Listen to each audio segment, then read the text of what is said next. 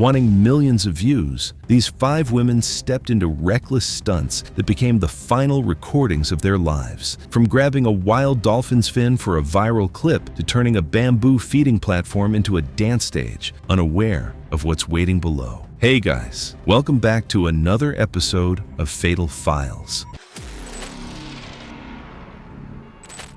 It was August 4th, 2022. The Florida Keys were busy with tour boats moving between shallow channels and deeper water. The morning was clear, and visibility stretched across the open sea. Nicole Sanders had built a travel page around beaches and boat trips. At 26, she worked at a clothing store in Tampa and filmed on weekends. Most of her posts were short clips of coastal towns, rented boats, and day trips she could fit around work. Her recent videos had drawn little attention, and friends said she kept checking the numbers that day. Nicole booked the wildlife trip, hoping for something different from her usual beach clips. About an hour after the 8-passenger tour left the marina, a bottlenose dolphin began surfacing beside the wake. Phones came out immediately. The operator slowed the boat and said entering the water or touching the dolphin was prohibited. Nicole handed her phone to a friend and moved toward the swim ladder. She gestured for her friend to keep filming, making it clear that she wanted footage from the water instead of another clip from the boat. I think phones can make people strangely stubborn. Once the recording starts, backing out can feel harder than doing something you already know is a bad idea.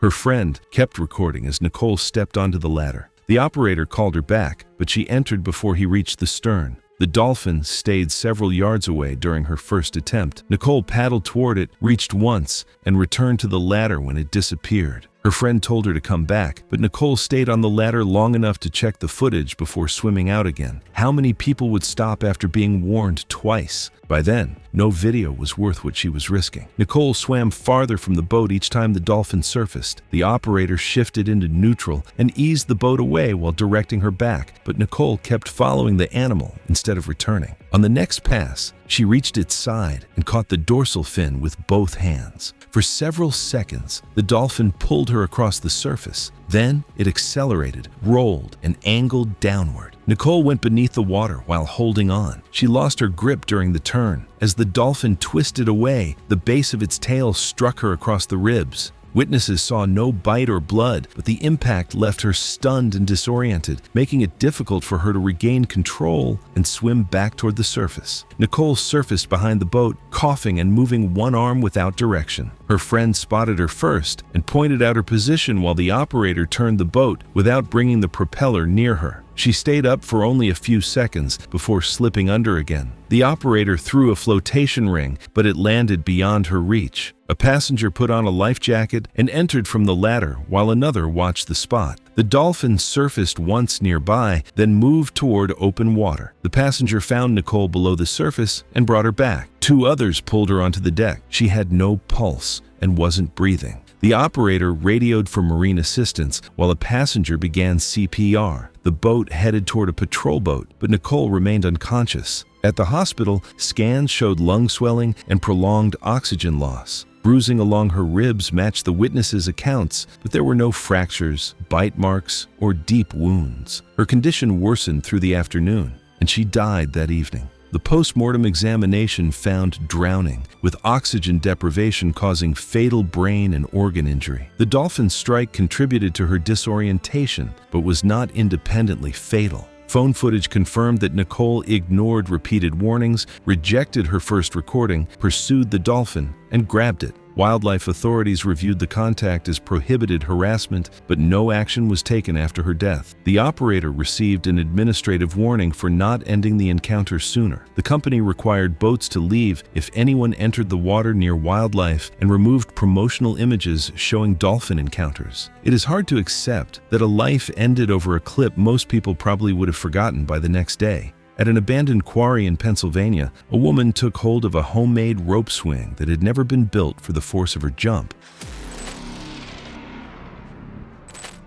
It was June 20th, 2019. An abandoned limestone quarry outside a Pennsylvania town had filled with rainwater over the years. Steep rock walls surrounded the basin, and trees leaned over parts of the rim. One of the people drawn to places like that was Kirsten Bailey, a 24-year-old printing shop worker who spent her weekends filming challenge videos with friends for YouTube. Their channel had begun attracting viewers who compared each person's stunts and quickly noticed who took the biggest risks. Kirsten wanted the quarry jump to prove she could create the group's standout moment instead of always filming someone else. That afternoon, she arrived at the quarry with 4 friends carrying towels, a camera, and a coil of hardware store rope. The property had no trespassing signs, but a gap in the fence opened onto a worn trail used by swimmers. Empty cans and damp footprints showed that people had been there recently. They looped the rope over a thick branch above the water and tied a large knot near the bottom for a handhold. One friend tested it first from a low shelf. He swung out, released, and dropped cleanly into the water. A second friend repeated the jump, followed by a third. Seeing 3 people land safely would probably erase most doubts. That is what makes setups like this so easy to trust.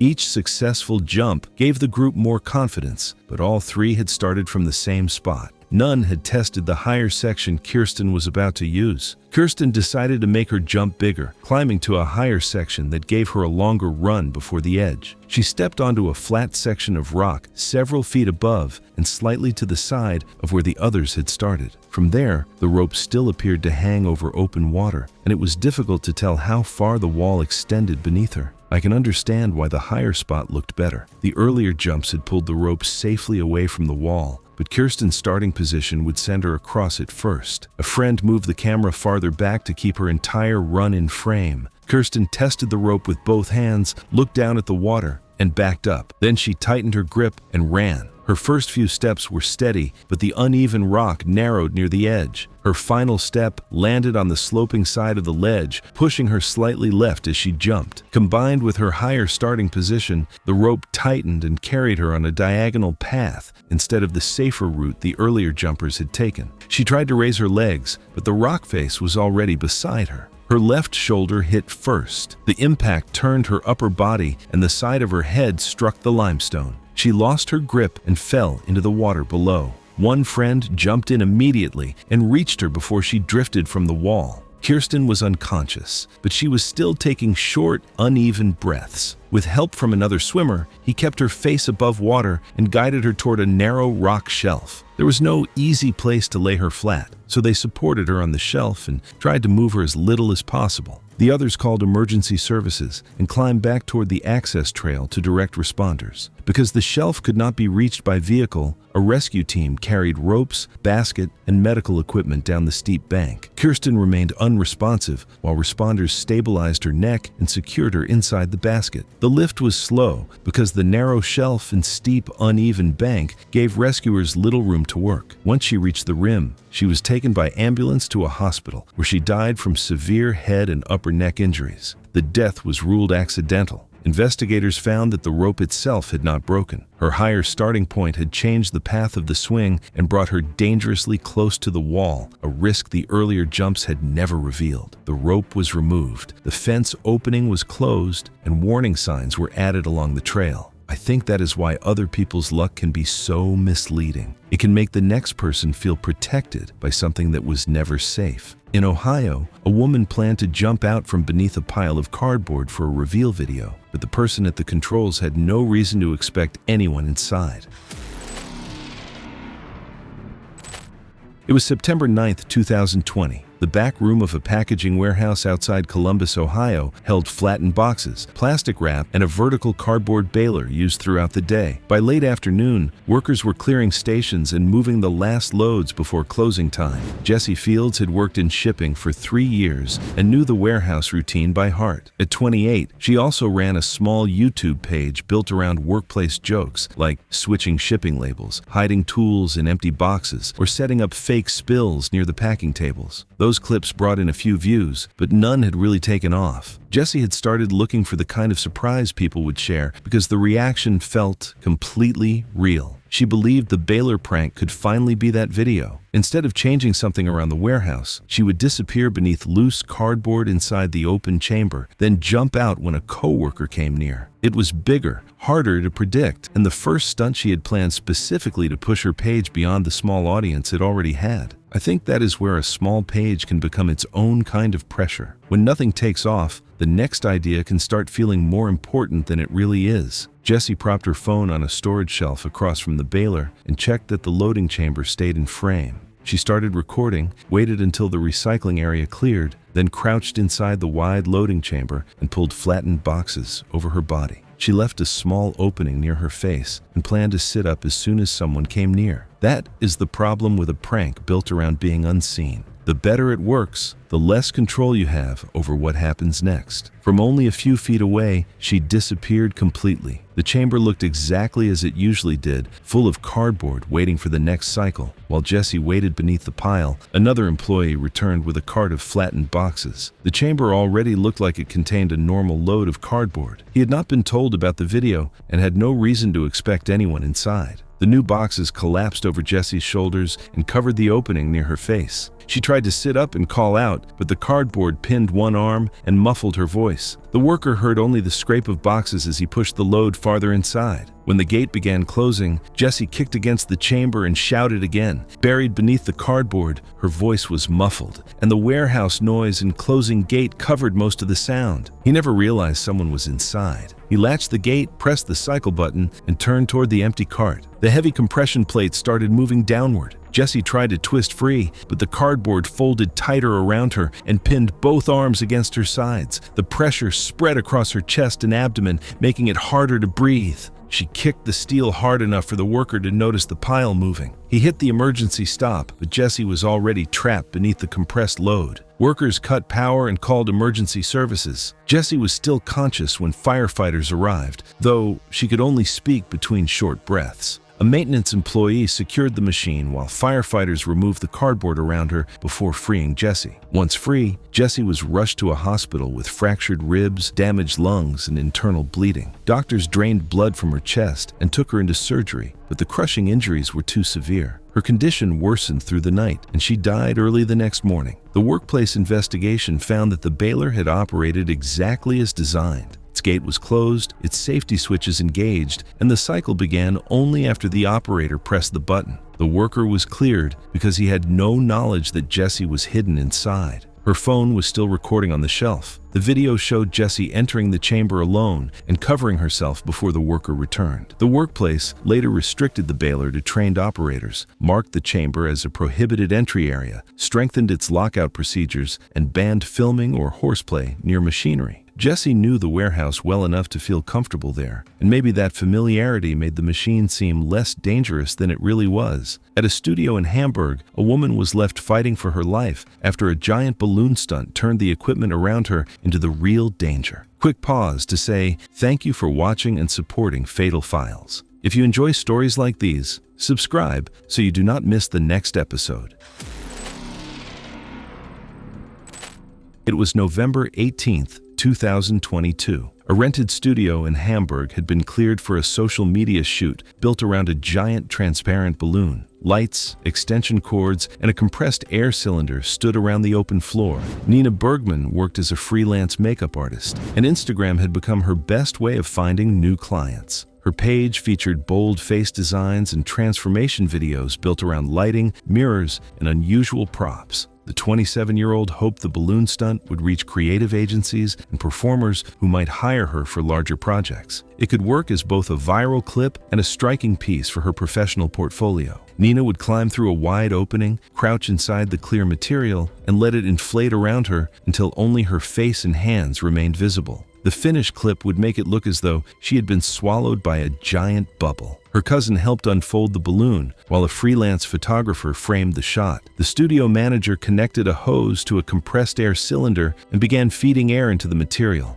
The cylinder stood upright near the wall, but it was not chained, strapped, or secured to a cart. Everyone focused on what the camera could see. They checked whether Nina had enough room, whether the plastic stayed clear, and whether the balloon looked full enough under the lights. The cylinder remained outside the frame, so nobody paid much attention to it. There is a strange imbalance in setups like this. The most dramatic object gets watched, while the most powerful one gets ignored. Nina stepped through the opening and lowered herself into the balloon. The manager increased the airflow slowly, and the clear material rose around her body. Nina shifted her legs, pressed outward with both hands, and tried to smooth the wrinkles for the camera. The camera made the balloon look like a contained little world. In reality, every light, stand, and hose around it was still connected to what happened inside. The photographer asked for more air because the upper half still looked loose. Nina's cousin pulled the balloon farther into the center of the frame, dragging the hose across the floor. One section caught beneath the base of a light stand, and the line tightened between the balloon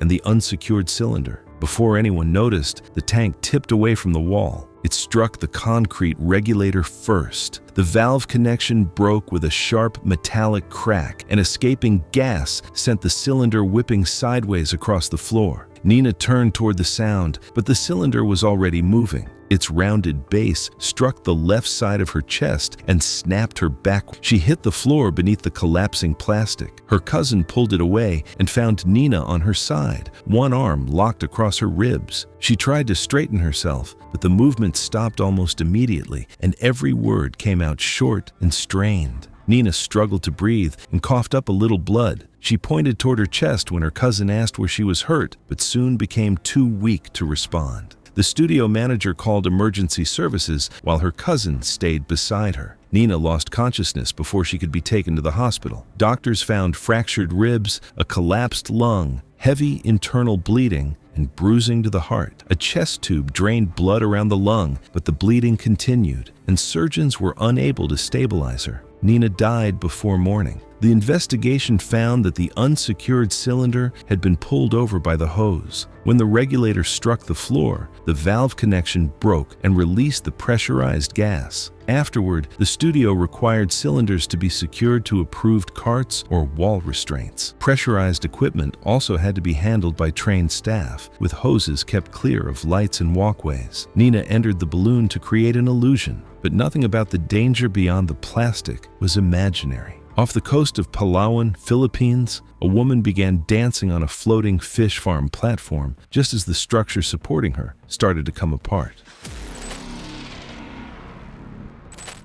It was June 23, 2021. A fish farm off Palawan sat on bamboo walkways tied between rows of floating pens. The platforms carried workers, feed sacks, and equipment throughout the day. Angela Bautista had spent much of her childhood at the fish farm her aunt managed. At 24, she filled her Facebook page with dance clips from beaches, family celebrations, and familiar corners of Palawan. Most stayed within her circle of friends, but videos filmed somewhere unusual were shared much farther. Angela believed dancing above rows of floating fish pens could give her the kind of clip people would pass around even if they had never seen her page before. Angela chose the widest feeding platform so the camera could capture the water and rows of cages behind her. Her younger brother held the phone while her aunt prepared feed nearby. The boards looked firm from above, though one bamboo crosspiece beneath the decking had weakened near its lashing. A section of the net below had also loosened after months of wear, though it wasn't visible from the walkway. The platform looked much like the rest of the farm, and workers crossed it with feed and equipment every day. Any weakness below the decking would have been difficult to see from the walking surface. You can see why the location appealed to her. It felt familiar, looked striking on camera, and seemed perfectly suited to the video she had planned. She placed a small speaker beside the walkway and moved into the center of the platform. The opening steps were controlled, but the routine included 2 turns and a jump timed to the chorus. Each landing made the decking dip slightly and sent the floating pens shifting against their ropes. Her brother continued filming as Angela moved closer to the outer edge so the water would fill more of the background. The weakened crosspiece began splitting near the lashing, but the sound disappeared beneath the music and the slap of waves against the cages. Through the phone screen, the platform had become part of the scenery. Its real purpose, carrying workers and equipment above the water, was easy to forget for those few seconds. Angela turned, planted her right foot, and jumped again. The crosspiece split completely. 2 boards dropped beneath her foot, and her leg plunged through the opening. Her body twisted across the edge before she slipped into the narrow gap between the 2 floating pens. Angela surfaced beside the platform and caught one of the ropes with both hands. Her brother dropped the phone and reached toward her, but her right leg had passed through a loose section of cage netting below the walkway. As she pulled upward, the mesh tightened around her ankle. a wave pushed the adjoining pen toward her. Its bamboo frame struck her shoulder and forced her below the surface before drifting back. Angela surfaced again, still gripping the rope, but the next movement closed the gap around her upper body. Her brother caught her wrist, but the frame shifted again before he could pull her high enough to clear the water. His grip slipped as her trapped leg held the rest of her body below the platform. Her aunt climbed onto the adjoining frame with a feed knife and began cutting the net below the waterline. Angela tried to keep one arm over the platform, but the shifting pens repeatedly knocked it loose. After another wave forced her under, she no longer surfaced. Two workers loosened the rope connecting the pens and pushed the frames apart, while her aunt cut through the mesh around Angela's leg. They pulled her onto the platform several minutes later. Angela was unresponsive. One worker began chest compressions, while another brought the farm boat alongside. Resuscitation continued during the trip to shore, but Angela never regained consciousness. She was pronounced dead after arriving at a clinic. The cause was drowning, with injuries to her shoulder, ribs, and right leg from the fall and the moving frames. The inspection found internal rot near a lashing on the failed bamboo crosspiece. Several adjoining ties had also loosened, allowing the pens to move farther apart whenever waves passed through them. Angela's aunt closed the farm, while every walkway and support was checked from below. Damaged bamboo was replaced, visitor access to the feeding platforms ended, and workers began recording regular inspections of the frames, lashings, and nets. Angela had seen the farm as part of home for most of her life. That afternoon, she asked one small section of it to become a stage, and the final recording became something her family could never watch as entertainment.